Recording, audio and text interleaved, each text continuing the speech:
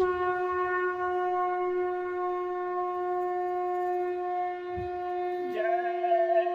गुरुदेव। जय गुरुदेव।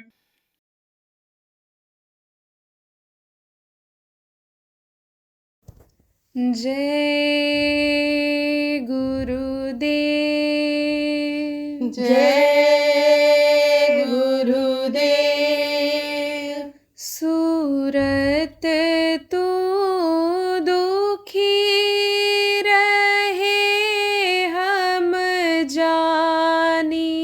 सूरत तू दुखी रहे हम जानी। सूरत तू दुखी रहे हम जानी। सूरत तू दुखी रहे हम जानी।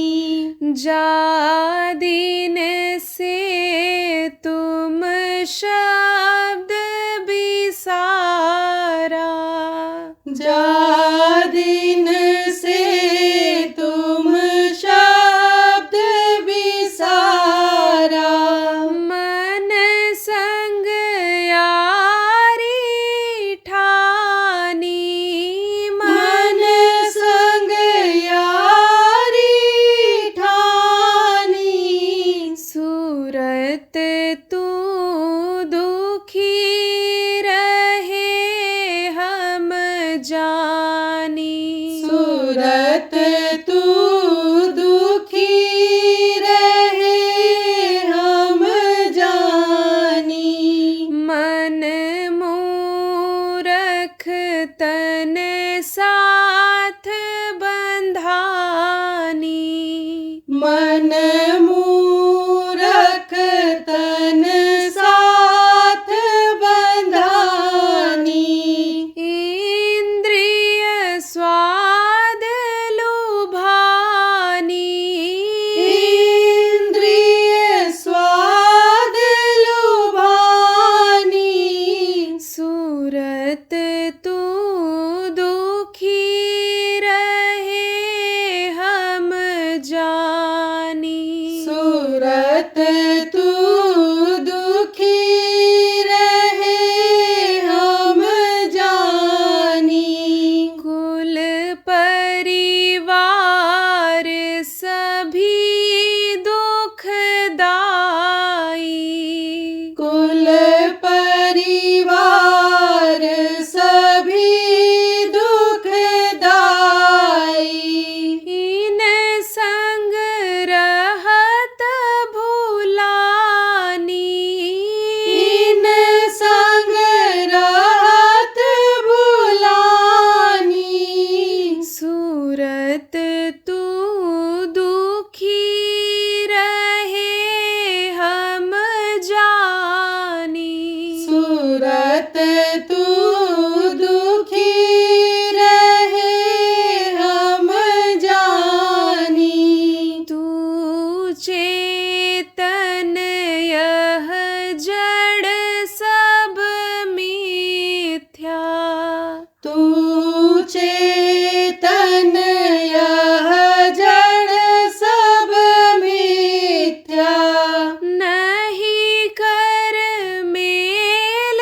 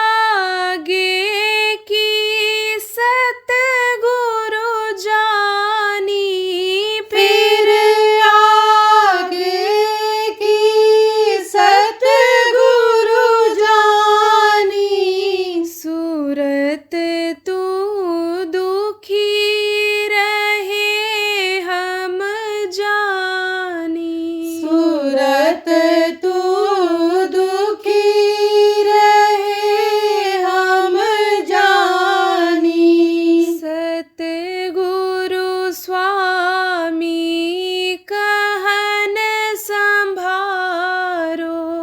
सतगुरु स्वामी कहन संभारो। दुख छूटे सुख मिले निशानी। दुख छूटे सुख मिले निशानी।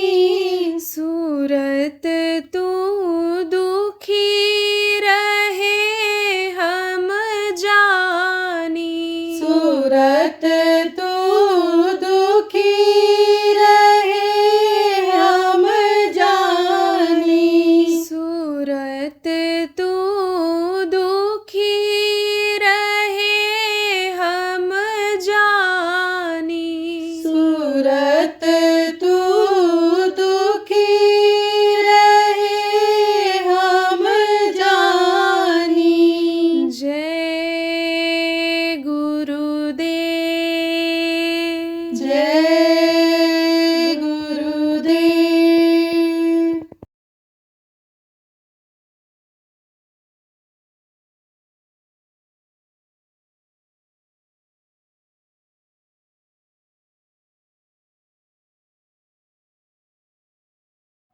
कितने गरीब लोग आए गुरु महाराज के पास और उन्होंने दया किया और गरीबी दूर हो गई। गरीबी और अमीरी है तो प्रारब्ध के साथ, लेकिन बहुत कुछ आदमी के ऊपर भी निर्भर करता है। कोई अगर बैठा ही ऐसे रहे तो समझो अगर उसको रोटी मिलती भी रहेगी तो जो धन मान लो बाप दादा छोड़ करके गए, किसी न किसी दिन तो वो जाएगा ही, खत्म ही होगा। और जब बगैर मेहनत का खाएगा तो बुद्धि कैसे सही रहेगी? फिर तो वो कोई भी नेक काम कर भी नहीं पाएगा। और पिता के पास जैसा धन आया उसको खाया तो बुद्धि वही उसी तरह की होगी, तो लक्ष्मी वहाँ से हट जाएंगी। क्यों? क्योंकि अच्छे काम में यानी समझो लक्ष्मी जब लगती हैं तब यानी समझो रुकती हैं, और जब बुरे काम में लग जाती बुद्धि नहीं काम करती है तब कहीं रुकती हैं। शराबी देखो, शराब की दुकान पर रुपया पैसा फेंक करके आता है, मांस की दुकान पर रुपया पैसा फेंक करके आता है, वहाँ समझो जुआ में दांव लगा देता है, तो इन लोगों के पास पैसा नहीं रुकता है, बरकत नहीं होती है। कोई मार करके लाता है, कोई लूट करके लाता है, कोई दिल दुखा करके लाता है, उसके पास धन नहीं रुकता है, बरकत नहीं मिलती है, धन की कमी हो जाती है। और जब तरीका बता दिया जाता है, गुरु महाराज ने बहुत से लोगों को बता दिया कि बरकत कैसे मिलेगी, तुम्हारा दुख कैसे दूर होगा, तो गुरु महाराज पर विश्वास हुआ। और जब विश्वास हुआ, जब यह दुख दूर हुआ शरीर का, मानसिक कष्ट जब लोगों का दूर हुआ, तब गुरु महाराज के बातों को सुनने के लिए बराबर आते जाते रहे। तो बार बार जब सत्संग लोगों को मिला तब वो जो गंदगी थी, मैला ये सब कट कट जावे, सत्संग जल जब कोई पावे, जब सत्संग मिला तो गंदगी साफ हुई। और फिर लोगों के समझ में आया कि भाई खाने पीने मौज मस्ती के लिए ही यह मनुष्य शरीर नहीं मिला है, यही काम तो अन्य जानवर भी करते हैं, खाते हैं, बच्चा पैदा करते हैं, दुनिया संसार से चले जाते हैं, और वही काम अगर हम भी करते रहे तो हमारे उनमें अंतर क्या रहेगा। यह बात उनके समझ में आया। और फिर इच्छा जगी। इच्छा जगी किससे? देवी देवताओं के दर्शन करने के लिए, प्रभु से मिलने की जब इच्छा जगी, जो इसी मनुष्य शरीर में ही मिला करता है, इसी में लोगों को मिला, इसी में दिखाई पड़ा, उसकी इच्छा जब अनजाहिर हुई तब उन्होंने नाम दे दिया। और नाम दे करके नाम की कमाई कराया, नाम का सुमिरन कराया, ध्यान कराया, भजन कराया, और फिर जीवों को निज घर भेज दिया। निज घर किसको कहते हैं? यहाँ से आना जाना नहीं होता है। और यह घर आप समझो जिसमें आप रहते हो, यह घर आपका आने जाने का घर है, आना जाना रहता है इसमें। देखो बाप दादा भी इसी घर को कहते थे यह घर मेरा, यह घर मेरा, और आप भी इसी घर को कह रहे हो यह घर मेरा, यह घर मेरा। तो यह आपका असला घर नहीं है। मरने के बाद जिस घर को बाप दादा अपना कहते थे, उसी घर में चूहा बन करके आ गए, कुत्ता बन करके आ गए, कोई भी यानी समझो कीड़ा मकोड़ा बन करके आ गए, उसमें घूमते भले रहे। सांप बनकर भले जो धन गाड़ करके जमीन के अंदर गए रखवाली करने के लिए आते रहे, लेकिन ऐसे पहचान में नहीं आते हैं। तो यहाँ आनी समझो ये जो है आने जाने का है, लेकिन वो आने जाने का नहीं, वहाँ पहुँच जाने के बाद इधर नहीं आना जाना होता है। तो प्रेम में गुरु महाराज ने बहुत से लोगों को बताया, और जाने से पहले परंपरा के अनुसार मुझे नाचीज को आदेश दिया कि तुम अब लोगों को बताओ, लोगों को प्रभु से मिलने का रास्ता बताओ, देवी देवताओं के मिलने का रास्ता बताओ। वो जो महापुरुष लोगों को लाभ मिला वो लाभ लोगों को दिलाओ। दिखाई न पड़ता तो कैसे कहते कबीर साहब कि ज्यों तिल माही तेल है, ज्यों चकमक में आग, तेरा साईं तुझ में जान सके सो जान, का कस्तूरी कुंडल बसे मृग ढूंढ है बनमाए, ऐसे घट घट राम है दुनिया देखत ना। लेकिन अब इन बाहरी आंखों से तो दिखाई नहीं पड़ सकते हो, दिखाई किससे पड़ेंगे? और हैं कहाँ पर वो तो अंतर में है ना। घट घट मेरा स्वाइया, क्या कहा मेरा ने, घट घट मेरा साइया, सोनी सेज न कोय, और बलिहारी व घट का जा घट परगट होए। सबके अंदर वो है, लेकिन वह घट बलिहारी है, धन्य है, पूजनीय है कि जिसके घट में वो प्रकट हो गया। वो धन्य है कि घट में ही उसने दर्शन कर लिया उस प्रभु का, वो धन्य है। तो वो इन आँखों से तो देखा नहीं जा सकता है, दिखाई किससे पड़ता है? इन्हीं दोनों आँखों के बीच में जो जीवात्मा बैठी हुए इस शरीर को चलाने वाली, उसमें एक आँख है जिसको दिव्य दृष्टि कहा गया, आत्म चक्षुषो नेत्र कहा गया, उससे वो दिखाई पड़ता है। अब आप कहोगे भाई उससे हमको तो दिखाई नहीं पड़ता, दिखाई पड़ेगा, लेकिन जब जो पर्दा लगा है, जो गंदगी लगी हुई है, वो साफ हो जाएगी। जैसे आंख में पर्दा जमा हो जाता है, पर्दा लग जाता है, कैसा धूल गंदी चीजें ये जो आ जाती हैं, जमा हो जाती हैं ज़्यादा दिन से, तो उसका मैल जमा हो जाता है। डॉक्टर जब उसको हटा देता है, पर्दे को, जाला माला को हटा देता है, ऑपरेशन कर देता है, तो बाहरी आंखों से जैसे दिखाई पड़ने लगता है, ऐसे अंदर वाली आंख से दिखाई पड़ने लगता है। अब अंदर वाली आंख से देवी देवता देखे जा सकते हैं, प्रभु भगवान जिनको कहा गया वो देखे जा सकते हैं, शिव जी ब्रह्मा विष्णु ये सब देखे जा सकते हैं अंदर वाली आंख से। तो वो पर्दा जब हटेगा, पर्दा जब हटता है, पर्दा किस चीज का है? कर्मों का। बताया ना, आजाद कर दिया। हाथ से अच्छा करो बुरा करो, पैर से अच्छे काम के लिए जाओ बुरे काम के लिए जाओ, आंख से अच्छा देखो बुरा देखो, कान से अच्छा सुनो बुरा सुनो, आजाद हो। अब इस आजादी में बहुत से लोग जान भी नहीं पाते हैं कि क्या अच्छा है क्या बुरा है। तो कुछ तो जान करके गलती करके कर्म इकट्ठा कर लेते हैं, कुछ अनजान में इकट्ठा कर लेते हैं। तो ये दोनों जो है, चाहे जान में इकट्ठा करो और चाहे अनजान में इकट्ठा करो, दोनों दुखदाई होता है। चाहे जान करके कोई जहर खा ले और चाहे अनजान में कोई जहर खाए, जहर तो अपना असर जताएगा ही जताएगा। ऐसे ही ये कर्म जो बन जाते हैं उसका पर्दा लग जाता है, जिससे वो आंख बंद हो जाती है। कर्मों का पर्दा जब हटेगा तो वो प्रभु इसी मनुष्य शरीर में ही दिखाई पड़ेगा, तो इसी में दिखाई पड़ता है। इन्हीं दोनों आंखों के बीच से रास्ता गया हुआ है। वो जो अनहद वेद वाणी, आकाशवाणी जिसको कहते हैं, 24 घंटे हो रही है, वो सुनाई तब पड़ती है कि जब जीवात्मा का जो कान है बंद है इस समय कर्म की वजह से, वो साफ होता है, उस कान से वो आवाज़ सुनाई पड़ती है। तो सबके अंदर में है रास्ता, सबके अंदर में है। देखो ये कान भले बंद हो जाए, ये कान आप ये समझो कि काम भले न करे, छोटा हो जाए बड़ा हो जाए, लेकिन वो कान न तो छोटा होता है न बड़ा होता है, वो उतने बड़ा है। और जीवात्मा भी उतनी ही बड़ी है, चाहे बच्चे के अंदर हो, चाहे जवान के अंदर हो, चाहे पहलवान के अंदर में हो, चाहे हाथी घोड़ा के अंदर में हो, चाहे कीड़ा मकोड़ा के अंदर में हो, पक्षी में हो, लेकिन वो जीवात्मा उतनी रहती है। बाकी ये शरीर के अंग बढ़ते हैं, छोटे होते हैं, कोई बात नहीं है, लेकिन वो जीवात्मा उतनी को उतनी बड़ी रहती है। तो उस कान से आवाज को सुनते हैं जो 24 घंटे हो रही है, अनहद वेदवाणी जिसको आकाशवाणी कहा गया। तो प्रेमियों, गुरु के आदेश से सुनने का रास्ता आज आपको बताऊंगा। आज आपको आंख से देखने को जो ध्यान कहते हैं वो बताऊंगा, कान से सुनने को जो भजन कहते हैं वो बताऊंगा, और वो नाम बताऊंगा आपको कि जिससे इस वक्त पर कलयुग में मुक्ति और मोक्ष मिलेगा। इस भवसागर से जीव पार होगा, आप पार होगे, जन्मने मरने से छुटकारा पाओगे। वो रास्ता आपको बताऊंगा, वो नाम आपको बताऊंगा। कहा गया ना, कोट नाम संसार में ताते मुक्त न हुआ। और आदि नाम जो गोत जब बिरला समझे कोई, आदि नाम बताऊंगा।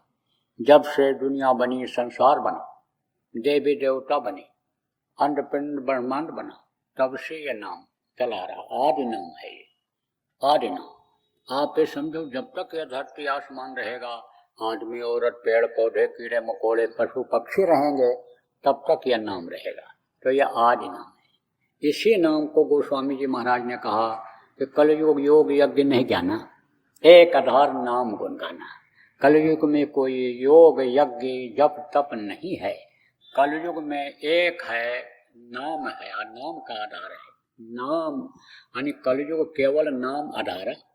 और सुमिर सुमिर नरुत रह पारा, कलयुग योग यज्ञ नहीं दियाना, एक आधार नाम गुण गाना। उन्होंने कहा कलयुग केवल नाम आधारा।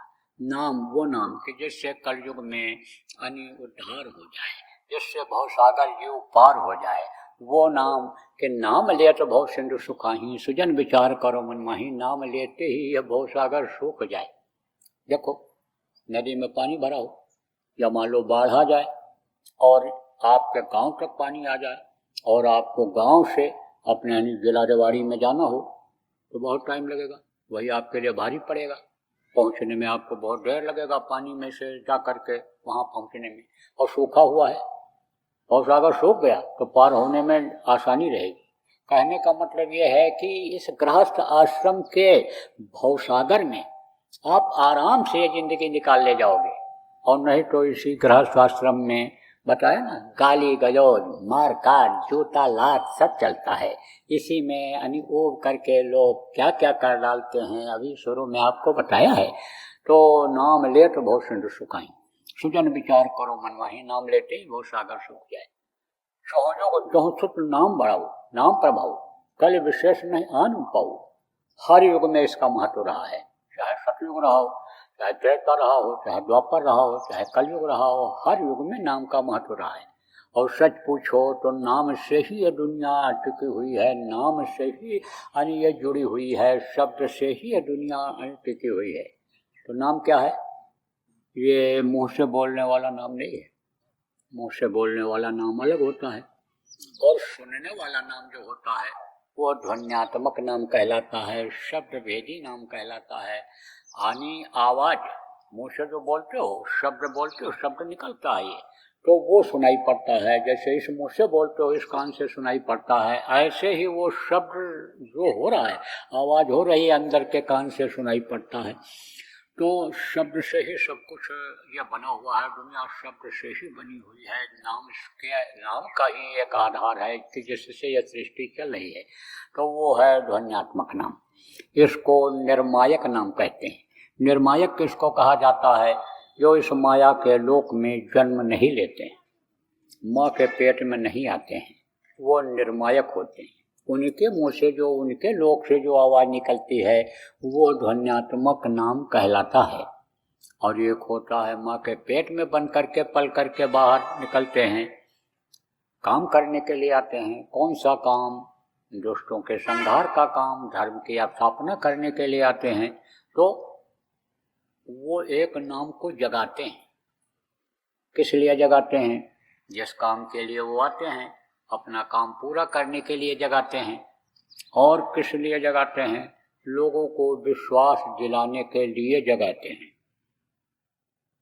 जय गुरुदेव नाम के बराबर आदत डालो। सुबह उठो, जय गुरुदेव नाम के ध्वनि बोलो, जय गुरुदेव बोल करके कोई काम शुरू करो, तो देखो कितना अच्छा रहता है, कितना अच्छा लगता है आपको, कैसे बनता है काम, करके देख लो। तो ये तो रहा वर्णात्मक नाम सबके लिए है। और ये जो ध्वन्यात्मक नाम है वो 5 नाम है। वो मैं जो आप लोग यहाँ पर आए हो उनको बता रहा हूँ। आपके परिवार वालों को आप मत बताना, उनको तो फिर जानने सुनने के लिए एक बार सत्संग में लाना ही पड़ेगा। एक बार जब सुन लेंगे तब आप उनको बता सकोगे। तो यह है ध्वन्यात्मक नाम। यह है 5 नाम।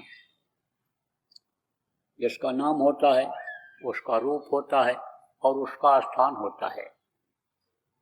जैसे आपका नाम है और आपका रूप है, और आप कहीं रहते हो, आपका स्थान है, और आपके मुंह से आवाज़ निकलती है, आपकी आवाज़ है। ऐसे ये 5 धनी हैं। इनका नाम है, इनका रूप है, और इनका स्थान है, और इनकी है आवाज़। बताना मत किसी को। अगर आप बता दोगे तो उसका कोई फायदा नहीं होगा।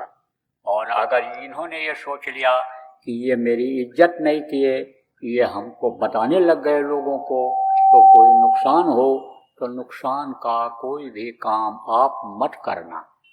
देखो प्रेम, जिसको आदेश होता है उसके मुंह से सुनना जरूरी होता है, वही फलदायी होता है।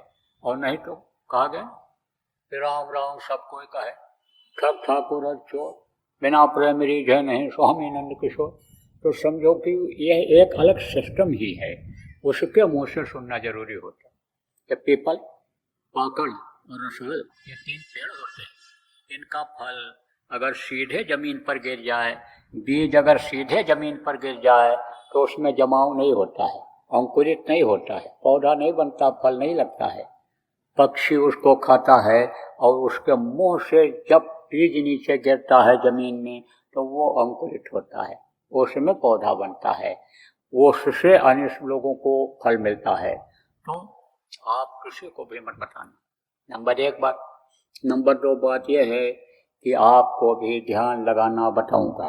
ध्यान लगाना किसको कहते हैं? आँख से देखने को ध्यान कहते हैं। भजन करना बताऊंगा, कान से सुनने को कहते हैं भजन। भजन कहते हैं कान से सुनने को। तो भजन करना, ध्यान लगाना आपको बताऊंगा। और जब आप ध्यान लगाने लगोगे, भजन करने लगोगे, तो आपको कुछ दिखाई पड़ेगा अंदर में। आँख तो बंद रहेगी, लेकिन जैसे ऐसे देखते हो बाहर आँख खोल करके, ऐसे आँख बंद रहेगी तो अंदर में बहुत सी चीज़ें दिखाई पड़ेंगी। और ऐसी ऐसी चीज़ें दिखाई पड़ेंगी कि जो कभी आप देखे नहीं। वो सुंदर और मनमोहक चीज़ें दिखाई पड़ेंगी जो इस यहाँ के हिसाब से अचरज सा आपको लगेगा कि अचरज देखा भारी साधो, अचरज देखा भारी रे, गगन बीच अमृत का कुआं, झरे सदा सुखकारी रे। कहते गगन के बीच में अमृत का कुआं है और वहाँ से देखो हमेशा अमृत की बरसात होती रहती है। जो पीता है छक छक करके वही अमर हो जाता है, वही तृप्त हो जाता है। बिना भूमि एक महल बना है। कहते जमीन नहीं है लेकिन महल बना हुआ है। बिना भूमि एक महल बना है, तामे ज्योति अपारी रे, रोशनी ही रोशनी है। कोई हाइड्रोजन नहीं जल रहा, कोई ट्यूबलाइट नहीं जल रही, कोई दिया चिराग नहीं जल रहा है, लेकिन उसमें मकान में रोशनी ही रोशनी, अंधेरा नाम की चीज ही नहीं है। बिना भूमि एक महल बना है, तामे ज्योति अपारी रे, अंधा देख देख सुख पावे, बात बतावे सारी रे, अचरज देखा भारी साधो, अचरज देखा भारी रे।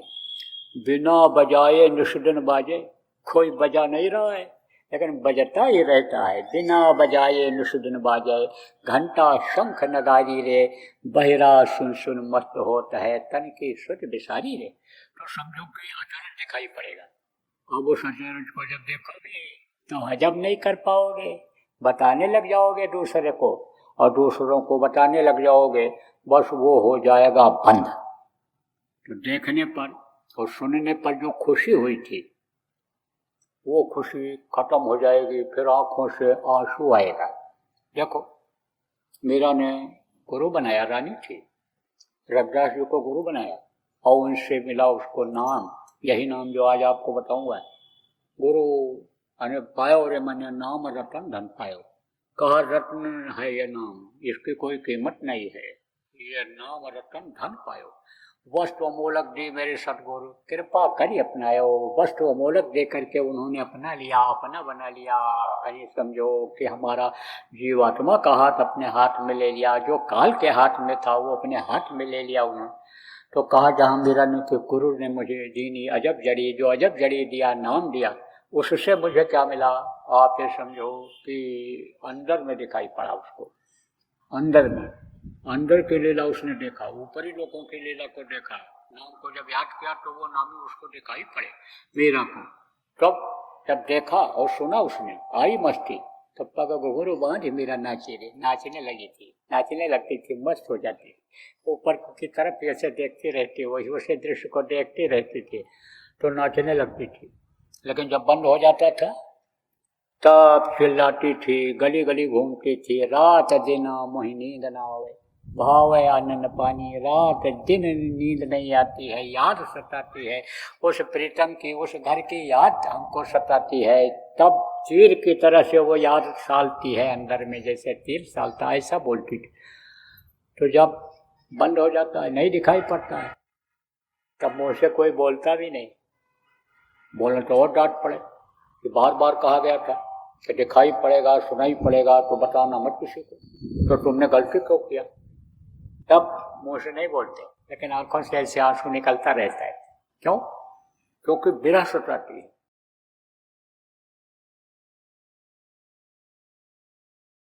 देखो प्रेमियों, कोई कितना भी प्रयास करे भारतीय संस्कृति को खत्म करने की, कर नहीं सकता है।